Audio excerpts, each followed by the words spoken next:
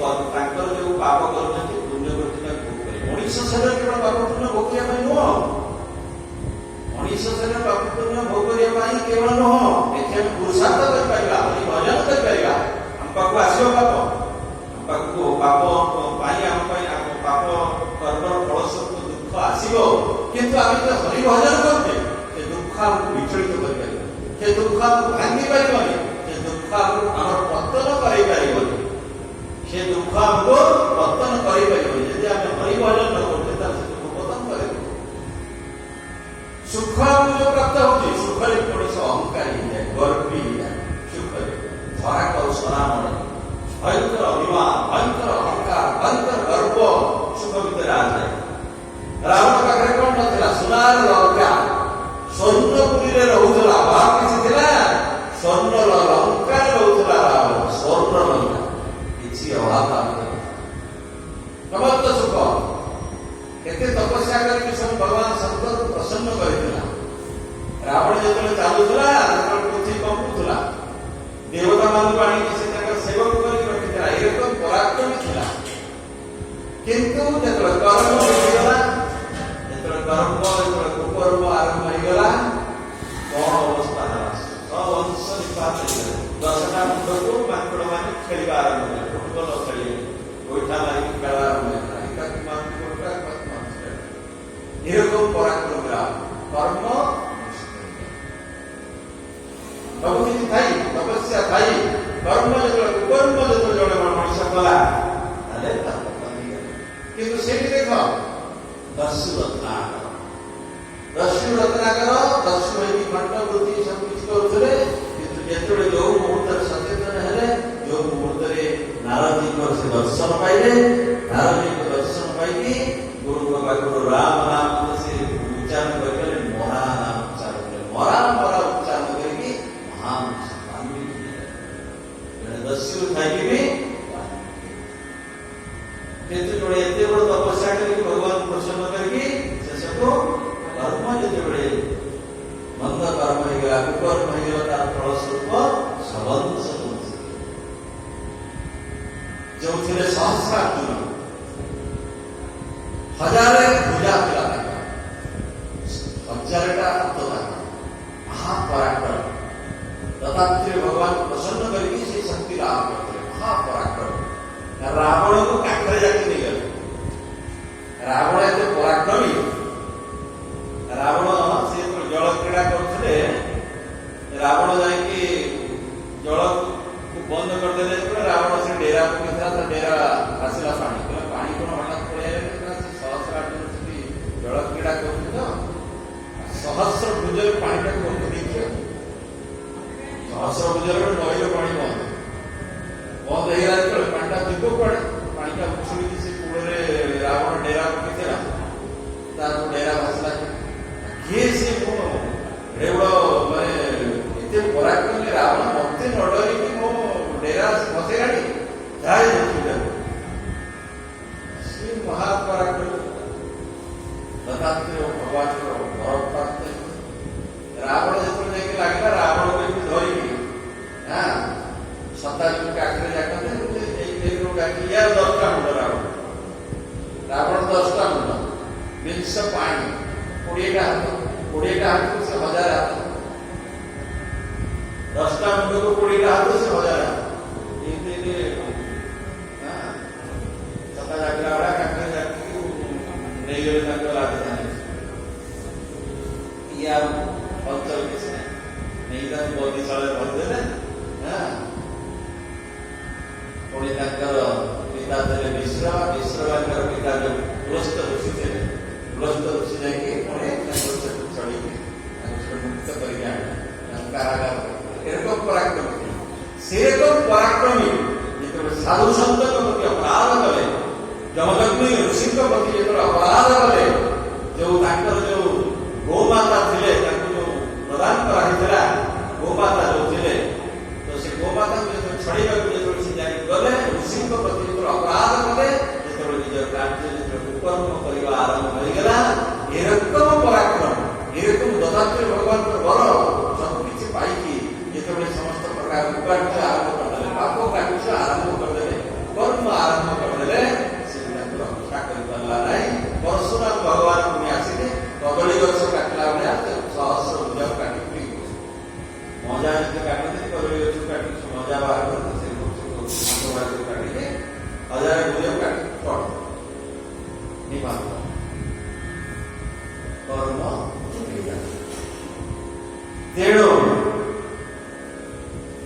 ମଣିଷ ଜନ୍ମରେ ପୂର୍ବରେ କଣ ହେଇଛି, ପାପ ପୁଣ୍ୟ ତା ଅନୁସାରେ ସୁଖ ଦୁଃଖ ପ୍ରାପ୍ତ ହେଉଛି। ତେଣୁ ଏଇ ଜନ୍ମରେ ସଚେତିତ ହେଇକି କର୍ମ ହବା ଦରକାର, ପାପ କର୍ମ ନ ହବା ଦରକାର, ଶାସ୍ତ୍ର ନିଷିଦ୍ଧ କର୍ମ ନ ହବା ଦରକାର ଏବଂ ସର୍ବଦା ହରିନାମ ଜପ, ହରିନାମ କୀର୍ତ୍ତନ ଅତ୍ୟନ୍ତ ଆବଶ୍ୟକ।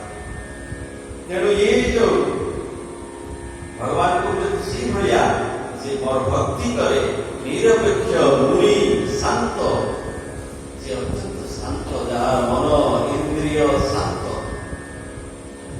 ଯାହାର ମନ ଇନ୍ଦ୍ରିୟ ଶାନ୍ତ, ଛଟପଟ ଶାନ୍ତ, ନିରପେକ୍ଷ ମୁନି ଶାନ୍ତ, ସନ୍ତୋଷ ଯାହା ଭିତରେ ପ୍ରାଣ କରୁଛି, ନିରପେକ୍ଷ ମୁନି ଶାନ୍ତ ନିରିବୟ, ଯାହାକି ଶତ୍ରୁ ନାହାନ୍ତି, କାହାକୁ କିଏ ଶତ୍ରୁ ବୋଲି ଭାବେ ନାହିଁ, କାହାରି ପ୍ରତି ବୈରୀ ଭାବ ଭିତରେ ନାହିଁ, ସମଦର୍ଶନ, ସମସ୍ତଙ୍କ ଭିତରେ ସେ ଭଗବାନଙ୍କୁ ଦେଖେ, ଭଗବାନଙ୍କୁ ଦେଖେ।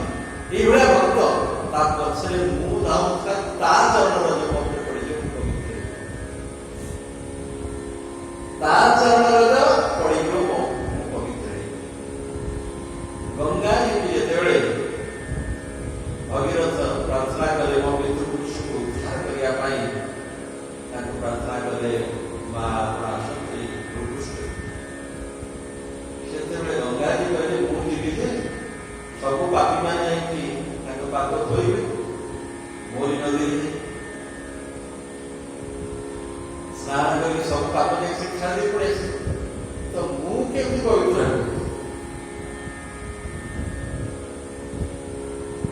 ଭଗବାନ ସେତେବେଳେ କହିଲେ ଯେ ଭକ୍ତମାନେ ଯେତେବେଳେ ଯାଇକି ଗଙ୍ଗାରେ ସ୍ନାନ କରିବେ ସେତେବେଳେ ତମେ ପବିତ୍ର ହବ। ତେଣୁ ଏ ଭକ୍ତମାନେ ଗଙ୍ଗାକୁ ଯାଆନ୍ତି ପବିତ୍ର ହବା ପାଇଁ, ଏମାନେ ଗଙ୍ଗାକୁ ପବିତ୍ର କରିବାକୁ ଯାଆନ୍ତି। ତୀର୍ଥି କୁରୁବନ୍ତି ତୀର୍ଥାଣି, ଭକ୍ତଜନ ତୀର୍ଥକୁ ପବିତ୍ର କରନ୍ତି। ଭକ୍ତମାନେ ଯୋଉ ତୀର୍ଥ ଯାତ୍ରାକୁ ଯାଆନ୍ତି, ତୀର୍ଥକୁ, ସେମାନେ ପବିତ୍ର ହବାକୁ ଯାଆନ୍ତି, ସେମାନେ ପବିତ୍ର କରିବାକୁ ଚଳିତା ଫିରତା ତୀର୍ଥ ଭକ୍ତମାନେ ହଉଛି ଚଳିତା ଫିରତା ତୀର୍ଥ। ଏଠି ଗଙ୍ଗା ଯିବାକୁ ହେଲେ କେତେ ଟଙ୍କା ଖର୍ଚ୍ଚ କରି କେତେ କଷ୍ଟ କରିକି ଯିବାକୁ ପଡିବ, କିନ୍ତୁ ଭକ୍ତଜନ ହଉଛି ଚଳିତା ଫିରତା ତୀର୍ଥ। କବିର ସାହେବ ଯେକି ରାମଙ୍କ ପରମ ଭକ୍ତ ଥିଲେ, ସେ ଲେଖୁଛନ୍ତି ଯେ जो मेरो साधु सो अंतर राखे ते नरक में जाए, नारद साधु साधु सो अंतर राखे, साधु भगवान को निज हृदय भीतर साधी देइछि। समस्त साधु, साधु मतलब नୁହଁନ୍ତି କେବଳ ବେଶ ଯେ ଧାରଣ କରି ସେ ସାଧୁ, ସାଧୁ ଅର୍ଥାତ୍ ଯିଏ ପେଣ୍ଟସାର୍ଟ ପିନ୍ଧିକି ସଂସାର ଭିତରେ ଥାଇକି ସମସ୍ତ ଗୃହସ୍ଥ କର୍ମ କରିକି ସେ ସାଧୁ। ସାଧୁର ଲକ୍ଷଣ ଯାହା ଭିତରେ ଆସିଗଲା ସେ ସାଧୁ, ସାଧୁତା ଯାହା ଭିତରେ ଆସିଗଲା ସେ ସାଧୁ। ଆଉ ଜଣେ ବସ୍ତ୍ର ପିନ୍ଧିକି ବି ଯଦି ସାଧୁତା ନାହିଁ ତାହେଲେ ତ ସେ ସାଧୁ ନୁହଁ। ଯଦି ଜଣେ ବସ୍ତ୍ର ଧାରଣ କରିଛି କିନ୍ତୁ କୁକର୍ମ କରୁଛି, ବସ୍ତ୍ର ଧାରଣ କରିଛି ଶାସ୍ତ୍ର ନିଷିଦ୍ଧ କର୍ମ କରୁଛି, ବସ୍ତ୍ର ଧାରଣ କରିଛି କିନ୍ତୁ ତା ଭିତରେ ସାଧୁର ଲକ୍ଷଣ ଗୋଟିଏ ନାହିଁ, ସାଧୁ ନୁହଁ। ସାଧୁର ବସ୍ତ୍ର ପିନ୍ଧିଛି, ସାଧୁ କୌଣସି ବସ୍ତ୍ର ନୁହଁ। ବସ୍ତ୍ର ପରିବର୍ତ୍ତନ ହେଇଗଲେ ସାଧୁତା ଆସେ, ସାଧୁତା ଅବସ୍ଥା। ଯଦି ଜଣକ ଭିତରେ ଯଦି ସାଧୁତାର ସମସ୍ତ ଲକ୍ଷଣ ଆସିଗଲା, ଯଦି କୌଣସି ପାପ କାର୍ଯ୍ୟ ଜଣେ କରୁନି, ସତ୍କାର୍ଯ୍ୟ କରୁଛି, ଯଦି ତା ଭିତରେ ଅଦ୍ୱେଷ୍ଟା ସର୍ବଭୂତାନାଂ ମୈତ୍ରେୟ କରୁଣ ଏବ ନିର୍ମମ ନିରହଙ୍କାର ସମଗ୍ର ଶୁଭକ୍ଷମୀ, ଅଦ୍ୱେଷ୍ଟା ଦ୍ୱେଷ୍ଟା ହିଂସା ଅହିଂସା ସତ୍ୟ ईश्वर ଭିତରେ ରହିଛି, ଭଗବାନ ପ୍ରତି ଅପାର ପ୍ରେମ ରହିଛି, କାହାରି ପ୍ରତି ଈର୍ଷା ନାହିଁ, ଦ୍ୱେଷ ନାହିଁ, ମତ୍ସର ଭାବ ନାହିଁ, ଏସବୁ ତା ଭିତରେ ନାହିଁ। ଭଗବାନ ପ୍ରତି ଅନୁରାଗ ରହିଛି, ତା ଭିତରେ ଆସକ୍ତି ନାହିଁ। ପଦ୍ମପତ୍ର ବିବାହ ଭାଷା, ଯାହା ଭିତରେ ପଦ୍ମପତ୍ର ବିବାହ ଭାଷା, ସନ୍ତ ନାମରେ ଗୃହସ୍ଥ ଥିଲେ, ବଡ ବଡ ସାଧୁ ଯାଇକି ତାକୁ ପ୍ରଣାମ କରୁଥିଲେ। ଏଇ କଳି ଯୁଗରେ ଯେ 56 ଥର ସାକ୍ଷାତ ଦର୍ଶନ କରିଛନ୍ତି ଭଗବାନ, 56 ବାର ଏଇ କଳି ଯୁଗରେ 56 ବାର ଭଗବାନଙ୍କୁ ସାକ୍ଷାତ ଦର୍ଶନ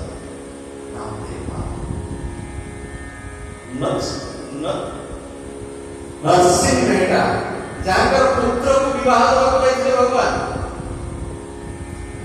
ଏତେ ଗରିବ ଥିଲେ, ଏତେ ଦରିଦ୍ର ଥିଲେ, ନିରନ୍ତର ଭଗବାନଙ୍କ ନାମ କୀର୍ତ୍ତନ କରୁଥିଲେ। ତେଣୁ ତାଙ୍କର ଯେ ସବୁ ଥିଲେ, ଅନ୍ୟମାନେ ସବୁ କେଉଁଠି ଥିଲେ? ସବୁ ଭକ୍ତଜନଙ୍କୁ ସବୁ ପରୀକ୍ଷା ଆସେ, କେତେ ଦୂର ଆମେ ଧୈର୍ଯ୍ୟ ରହି ବିଭିନ୍ନ ପ୍ରକାର ସବୁ ପ୍ରତିକୂଳ ଆସେ, ପ୍ରତିକୂଳତାରେ ଦେଖିବୁ, ସାଧୁତା ସେଠୁ ଚମକିବ ନା, ପ୍ରତିକୂଳତା ନ ଆସିଲେ ତ ହବନି ନା। ତେଣୁ ସେ ସବୁ ଚିଡ଼ୁଥିଲେ କିଛି ଯେ ଏତେ ଲୋକ ଆସୁଛନ୍ତି ଏକ ପାଖକୁ, କୀର୍ତ୍ତନ କରୁଛନ୍ତି, ଭଗବତ ଚର୍ଚ୍ଚା କରୁଛନ୍ତି, ଏଙ୍କର ଯଶ ବଢିଯାଉଛି, ସହ୍ୟ କରିପାରୁନଥିଲେ। ତେଣୁ ସେ ସବୁ ସବୁବେଳେ ଚାହୁଁଥିଲେ କିଛି କଷ୍ଟ ଦେବେ।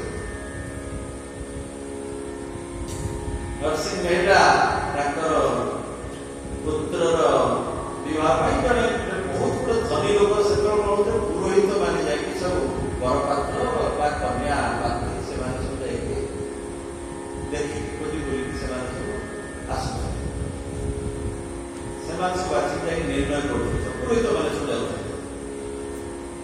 ତେଣୁ ସେ ଯୋଉଠି ଗୋଟିଏ ପୁରୋହିତ ଜଣକ ଆସିଲା ତାଙ୍କ କନ୍ୟାକୁ, ଗୋଟେ ବହୁତ ବଡ ଧନୀ ଲୋକର କନ୍ୟା, ବ୍ରାହ୍ମଣ କନ୍ୟାଟିଏ, ତା ପାଇଁ ଗୋଟିଏ ବରପାତ୍ର ଖୋଜିବା ପାଇଁ ସେ ଆସିଲେ ଏପରି ଗାଁ, ନରସିଂହ ମେହେଟାଙ୍କ ଗାଁ।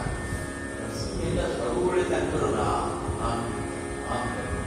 ଭଗବାନଙ୍କ ପ୍ରେମ ଭିତରେ ସବୁବେଳେ ବୁଲିକି ରହିଥାନ୍ତି। ତେଣୁ ସିଏ ସେଠି ଆସି ପହଞ୍ଚିଲେ। ତେଣୁ ସମସ୍ତ ଘରୁ ଗଲେ। ତେଣୁ ସେ ପୁରୋହିତ ଯାହାକୁ ଘରୁ ଗଲେ ସମସ୍ତ ବଢିଆ ସୁନ୍ଦର ପୁତ୍ରମାନଙ୍କୁ ସଜେଇ ସାଜେଇକି ଆଣିକି ବ୍ରାହ୍ମଣ ମାନେ ତାଙ୍କର ପୁତ୍ରମାନଙ୍କୁ ଆଣିକି ଦେଖେ, କାହାରି ପସନ୍ଦ ହେଲା। ଏ ପୁରୋହିତ ପ୍ରଶ୍ନ ପଚାରିଲେ, ଦେଖିଲେ ଯାହାକୁ ଦେଖିଲେ କାହାକୁ ଗାଁଟା ଯାକ ଶାସନ ଯାକ ଯେତେ ବ୍ରାହ୍ମଣ ସବୁ ଥିଲେ, ତାଙ୍କ ପୁଅ ମାନେ ତାକୁ ପସନ୍ଦ ନହେଲା, ଗୋଟେ ଦବା, ଉଚିତ ଶିକ୍ଷା ଗୋଟେ ଦବା, ଏତେ ସୁନ୍ଦର ଆମ ପୁତ୍ର ମାନେ କାହାକୁ ପସନ୍ଦ ହେଲାନି। ଏତେ ଆମେ ସବୁ ଧନୀ ଲୋକ, ଆମ ପୁଅ ମାନେ ସବୁ କେତେ ସୁନ୍ଦର, କେତେ ବିଦ୍ୱାନ ସବୁ, ଏ କାହାକୁ ପସନ୍ଦ ହେଲାନି। ଏକୁ ଗୋଟେ ଦବା, ଗୋଟେ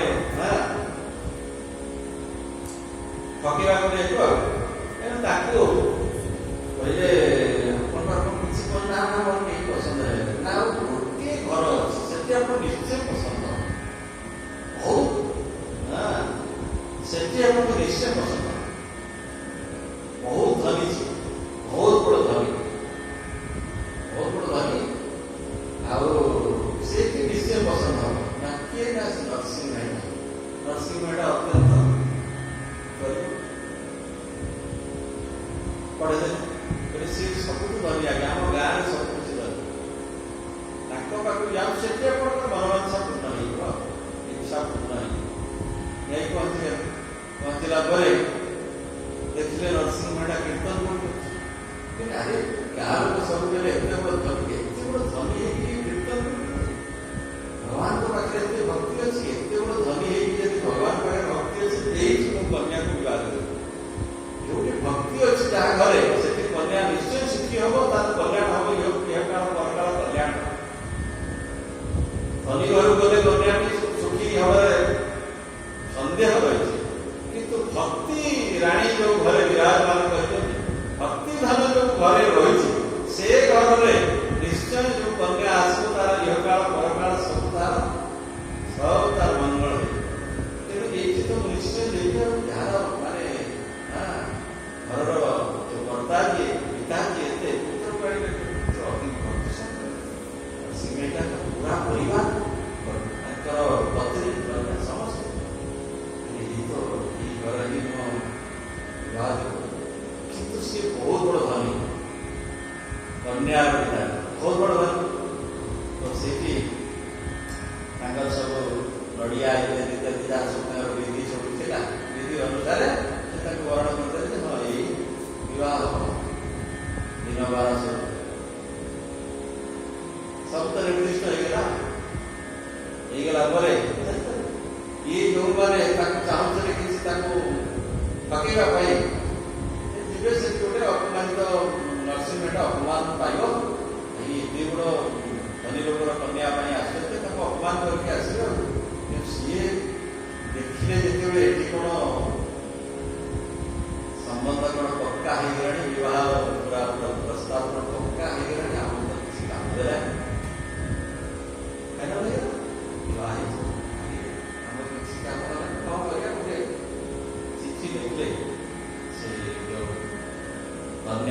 କହିଲେ ଆଜ୍ଞା ଆପଣ କିଛି ବୁଝିଲେନି, ପୁରୋହିତ କଥାରେ ଇଏ ବିବାହ ସବୁ ପକ୍କା କରିକି ଚାଲିଗଲା। ଆପଣ କନ୍ୟାଟି ଆଜ୍ଞା ମାନେ ଖାଇବା ପାଇବ ଦୁଃଖରେ ଛଟପଟ ହେଇକି ତା ଜୀବନ ଅତ୍ୟନ୍ତ ହାହାକାର। ଆପଣ ଦେଖିଲେ ତା ଘରେ କିଛି ନାହିଁ, ଖାଇବାକୁ କିଛି ନାହିଁ, କେବଳ ଖାଲି କୀର୍ତ୍ତନ କରୁଥିଲେ, ନାମ କରୁଥିଲେ, ରାଧେ କରୁଥିଲେ, ରାଧେ କରୁଥିଲେ, ଭକ୍ତଜନ ମିଶିକି ଖାଲି ହରି ଚର୍ଚ୍ଚା କରୁଥିଲେ। ଆଉ ସେଠି ଆପଣ କନ୍ୟା ଗଲେ ଖାଇବାକୁ ଉଠେଇ ପାରିବ। ତେଣୁ ପିତା ବଡ଼ ଇଏ ପୁଣି ପୁରୋହିତ ଡାକିଲେ। ପୁରୋହିତ କହିଲେ ମୁଁ ଦେଖି ଯୋଉଠି ଆସିଛି ସେଠି କନ୍ୟାର ସବୁ ପ୍ରକାର ହିଁ କଲ୍ୟାଣ, ସବୁ ପ୍ରକାର ସୁଖ ସେଠି ତାର ସେ ପାଇବ, କୌଣସି ତାର ଅମଙ୍ଗଳ ସେ ହବାର ନାହିଁ। କଣ ଚିନ୍ତା କରିବା, ଗାଁରେ ବ୍ରାହ୍ମଣ ମାନେ କଣ ମତେ ଦେଇଛନ୍ତି ପତ୍ର, ତେଣୁ ସିଏ ଗୋଟେ ଚିନ୍ତା କରି ବୁଦ୍ଧି ଗୋଟେ ବାଞ୍ଚି ଗୋଟେ ଲେଖିଦେଲେ ଯେ ଚତୁରଙ୍ଗିଣୀ ବରଯାତ୍ରୀ ନେଇକି ଆସିବ। ଚତୁରଙ୍ଗିଣୀ ସେନା ଯାଆନ୍ତି, ସେ ସବୁ ରଥରେ ବସି, ଘୋଡ଼ାରେ ବସି, ହାତୀରେ ବସି, ସୁନା ଅଳଙ୍କାର ସବୁ ପିନ୍ଧିଥିବେ, ମୁକୁଟ ପିନ୍ଧିଥିବେ, ଦିବ୍ୟ ଦିବ୍ୟ ବଢ଼ିଆ ବଢ଼ିଆ ବସ୍ତ୍ର ପିନ୍ଧି ସବୁ ଆସିବେ ବରଯାତ୍ରୀ। ତାହେଲେ ବିବାହ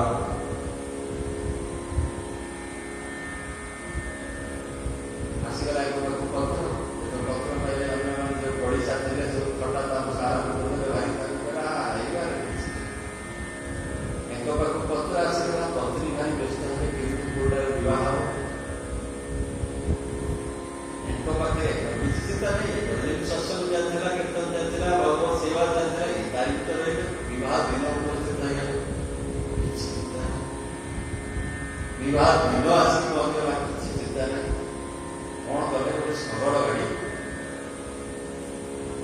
4 ଜଣ ସାଧୁ ଜଣ ବାବାଜୀ ବୈଷ୍ଣବ ଧରି 8-10 ଜଣ ଧରି ବାବାଜୀ ବୈଷ୍ଣବ ଧରି ଗୋଟେ ଶଗଡ଼ ଗାଡ଼ିରେ ଫଳ ଧରି କଳକାର ଧରି କୀର୍ତ୍ତନ କରି ବାହାରିଲେ। ଏଇଆ ହଉଛି ବରଯାତ୍ରୀ, ସେ ଶିଖି ଆସିଲେ ସେଇଆ। ଇଏ ଏକର ବ୍ୟବସ୍ଥା କରିଛନ୍ତି। ପତ୍ନୀ ଆସିଗଲେ ତୁମେ କଣ ବ୍ୟବସ୍ଥା କରୁଛ ନା ମୁଁ କଣ ବ୍ୟବସ୍ଥା କରିବି? ପ୍ରଭୁ କହିଛନ୍ତି ସଂସାର ତାଙ୍କର, ମୋର ନୁହଁ। ପ୍ରଭୁ କହିଛନ୍ତି କାରଣ ଭଗବତ ଦର୍ଶନ ତାଙ୍କ ହେଇସାରିବ। ଭଗବାନ ତାଙ୍କୁ ଆଜ୍ଞା କରିଥିଲେ ଯେତେବେଳେ ତୁମେ କେଦାର ରାଗ ଗାଇବ ମୁଁ ଆସି ତୁମକୁ ଦର୍ଶନ ଭଗବାନ ତାଙ୍କ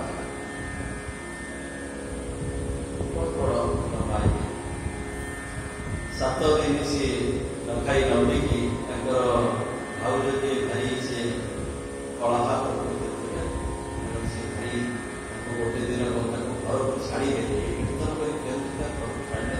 ଭାଇ ଯେତେବେଳେ ଭାଇ ବର୍ତ୍ତମାନ କିନ୍ତୁ ଭାଉଜ ଯିଏ ଭାଇ ସେ କୀର୍ତ୍ତନ କରି ଆସିବ ଟିକେ ଯେମିତି କହନ୍ତି ସବୁ, ଖାଲି ତ ଏଠି ସବୁ ଘରେ ରହିଛି ଖାଲି ଲେଖିବ, ଏଠି କେମିତି ସବୁ ଭାଷା ଯେମିତି କହନ୍ତି ଭାରି ଏମିତି କରିବାକୁ କିଛି କହନ୍ତି।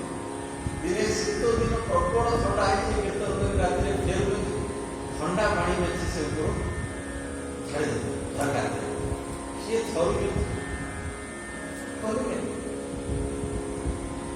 କବାଟ ଖୋଲିଲେ।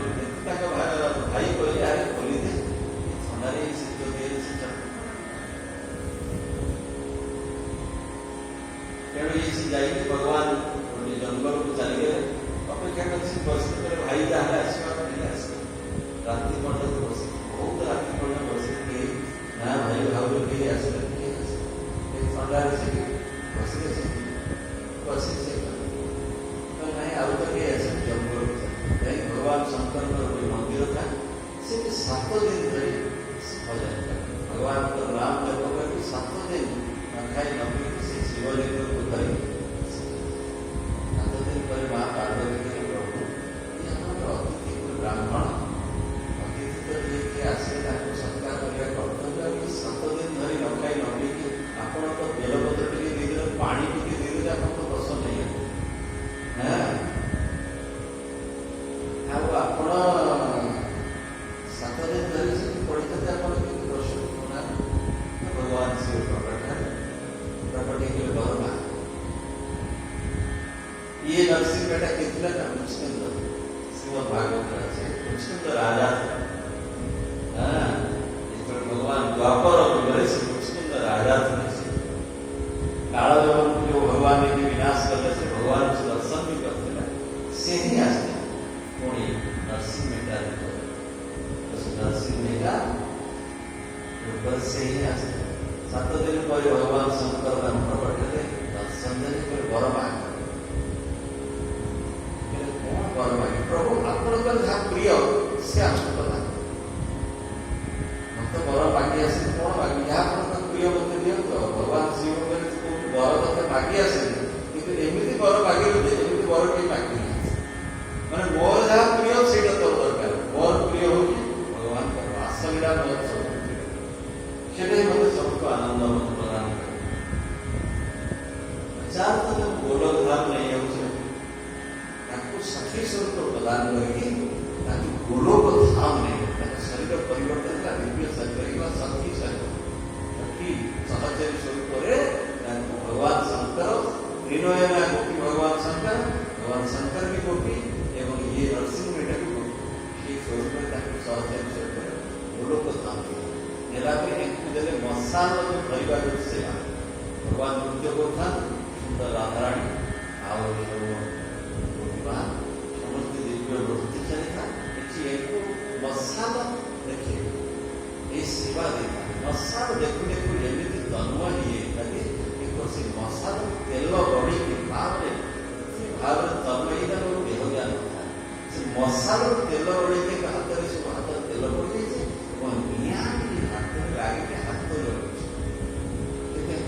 नजर मसाला सहित हाथ राधाराणी भगवान कृष्ण प्रभु ये बावरी सखी ये नुआ बावरी सखी ये आसी मोटे हाथ जोड़ू त्यार प्रभु जानते हाथ जोड़ तो भगवान आसे राधाराणी ने भगवान स्पर्श कर ये मोर बहुत बड़ा भक्त नरसिंह मेला भगवान शंकर प्रभु को दर्शन करके परम आनंद करे परम भाग्य आउ प्रभु जीवे गोलोक धाम आसिक एणे कौन कहना पत्नी पुत्र कन्या 7 दिन धरी कोलिका चारिआडे हईचे पड़ी कुआड़े गले कुआड़े गले से खाई ना पत्नी केमती खाई कुआड़े जाए भगवान आकार ये आसिक गोलोक धाम में प्रभु को दर्शन कर परम आनंद कर आओ से माया जगत में मिले प्रभु कहले अरे ना ये जो आनंद तो आस्वादन करो ये रस ये भक्ति रस ये भगवत प्रेम रस एक तते मर्त्य में बांटी ना केते केते दुखी रंगी सब रही गए से माने एक आस्वादन न करे माया जगत में सब बची थे रास्ता देखा जो तू उपलब्धि करो कविता रचना करो सुंदर सुंदर गुजराट भाषा पद वैष्णव जने तो ये पद वैष्णव जन तो प्रिय कहिए पीढ़ी पराई जाने पर दुखी उपकार करे मन अभिमान बास मन निश्चल रखे अपूर्व राम नाम लगी बहुत सुंदर बता तेणु नरसिंह मेहता बहुत सुंदर सुंदर गुजराट भाषा अति सुंदर रचना है तुमको जगत कल्याण करे तुम्हें जो दिव्य रस को आस्वादन करे को बाट बाटिया को पड़े जगत को जीवा को पड़ेगा तुम्हें एकुटिया रही जो रस को आस्वादन करे रहीगला होगा तुमको मर्त्य मंडल जाएंगे बाटिया को पड़े प्रभु ना से माया जगत परिवार से माया जगत चारिआडे हिंसा द्वेष हिंसा नाना प्रकार से भक्ति रसपूत से भक्तिवा पड़ो लोकों भितर भक्ति जागृत करा पड़ो समस्त हृदय भितर भक्ति की स्थापना करा पड़ो प्रेम को स्थापना करा पड़ो केमती कड़ी जो तांडव ये भितर लोक भक्ति मार्ग जीवे के जहाँ तो अनुभव करूँ प्रभु माया प्रभाव से संसार जो जंजाल मारी ना संसार तोर नहीं मु संसार बाहर नहीं तो जितने जान क्या पड़ेगा मु तक से धारा मु ग्रहण कर करताल चले बोले करताल बजे कि जेतोड़े तू मते डाकिबू केदार राग जेतोड़े गाइबू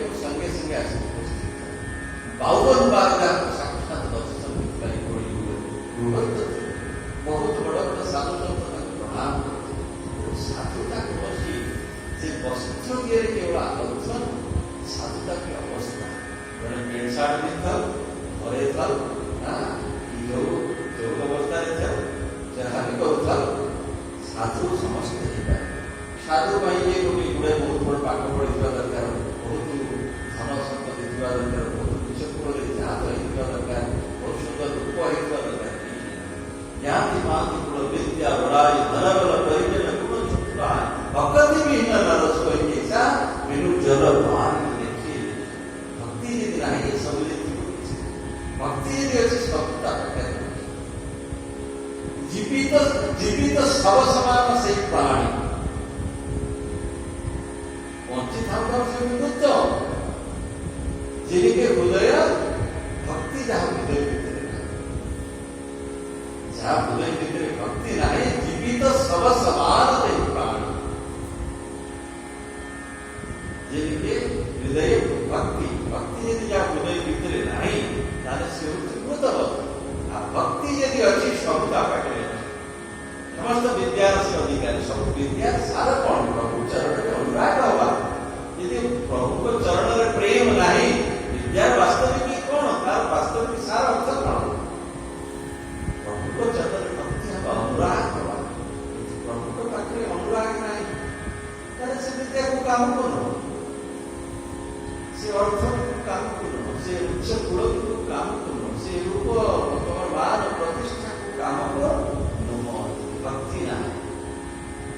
ତେଣୁ ନରସିଂହ ମେହଟା କହୁଛନ୍ତି ଆରେ ତାକୁ ସେଠୁ କରତାଳ ଦେଲେ, ତାଙ୍କର ଉତ୍ତରୀୟ ପ୍ରଦାନ କଲେ, ଗୋପୀ ଚନ୍ଦନ ଦେଲେ, ଗୋପୀ ଚନ୍ଦନ ତିଲକ କରିଦେଲେ ତାଙ୍କୁ ତାଙ୍କର ଉତ୍ତରୀୟ ପ୍ରଦାନ କଲେ, କରତାଳ ଦେଲେ, ଏସବୁ ସ୍ୱରୂପ ତାଙ୍କୁ ପ୍ରଦାନ କଲେ। ପ୍ରଭୁ ପୁଣି ମୋର ଯେତେବେଳେ କେତେବେଳେ ଦରକାର ପଡ଼ିବ ନା, ଯେତେବେଳେ କେଦାର ରାଗ ଗାଇକି ଯେତେବେଳେ ମୋତେ ଡାକିବ ବାସିକି ସଙ୍ଗେ ସଙ୍ଗେ ତୋ ପାଖରେ ଉପସ୍ଥିତ। ବହୁତ ବଡ଼ ଚରିତ୍ର। କେଦାର ରାଗ ବନ୍ଧା ପକେଇ ଗୋଟିଏ ବ୍ରାହ୍ମଣ ଆସିଲା ତା କନ୍ୟାକୁ ବିବାହ କରିଲେ, ମୋତେ କିଛି ସାହାଯ୍ୟ କରନ୍ତୁ କହିଲା, ମୋ ପାଖରେ ତ କିଛି ନାହିଁ, କିଛି ମହାଜନ ପାଖରୁ କିଛି ଆଣିକି ଦିଅ। ମହାଜନ ପାଖକୁ ଗଲେ ନାହିଁ କିଛି ବନ୍ଧା ପକେଇ କିଛି ଦେଲେ ହବ, ଘରେ ତ କିଛି ନାହିଁ। କେଦାର ରାଗ ବନ୍ଧା ପକେଇ ମୁଁ ଜାଣିଛି କେଦାର ରାଗ ହେଲେ ପ୍ରଭୁ ଆସନ୍ତୁ, ତମର ବହୁତ ଦରକାର ଜିନିଷ ସେଇଟା ବନ୍ଧା ପକେଇ ଦିଅ। ଯେପର୍ଯ୍ୟନ୍ତ ପଇସା ଫେରସ୍ତ ନ କରିଛ କେଦାର ରାଗ ଗାଇପାରିବ ନାହିଁ। ପୁଣି ରାଜାଙ୍କ ପାଖରେ ଯାଇକି ସବୁ ଦୁଷ୍ଟମାନେ ଇଏ କରିଛନ୍ତି, ଏଇସବୁ ଜଗତରେ ସବୁ ଭ୍ରଷ୍ଟାଚାର, ଏଇସବୁ ଭ୍ରଷ୍ଟାଚାର ଜଗତରେ ସବୁ ଇଏ ସୃଷ୍ଟି କରୁଛନ୍ତି। ଗୋଟେ ପରୀକ୍ଷା ହେଇଛି। ରାଜା କହିଲେ କ'ଣ ପରୀକ୍ଷା ନା ଭଗବାନଙ୍କୁ ଗୋଟିଏ ମାଳା ଦିଆଯିବ, ମନ୍ଦିରରେ ଯେଉଁ ଭଗବାନଙ୍କର ବିଗ୍ରହ ମାଳା ଦିଆଯିବ। ଭଗବାନ ଯଦି ଆସିକି ମାଳା ଯଦି ନିଜ ହାତରେ ଆଣିକି ଦେଇଦେବେ ତାହେଲେ ପ୍ରକୃତରେ ଇଏ ଭକ୍ତ। ତାଲା ପକେଇ ଦିଆଯିବ ମନ୍ଦିର ତାଲା ପକେଇ ଦିଆଯାଇଛି। ସମସ୍ତେ ସବୁ ଆଉ ଯଦି ରାତ୍ରି ପାଇବା ଭିତରେ ସୂର୍ଯ୍ୟ ଉଦୟ ପୂର୍ବରୁ ଯଦି ମାଳା ପ୍ରଭୁ ଆଣିକି ନ ପିନ୍ଧେଇଲେ ତାହେଲେ ମୃତ୍ୟୁ ଦଣ୍ଡ ଦିଆଯାଏ। ସବୁ ସାଧୁ ସନ୍ଥ ବସିକି ପ୍ରଭୁ ଇଏ କ'ଣ କରୁছে ନା କେଦାର ବନ୍ଧା କରୁଛି, ଅନ୍ୟ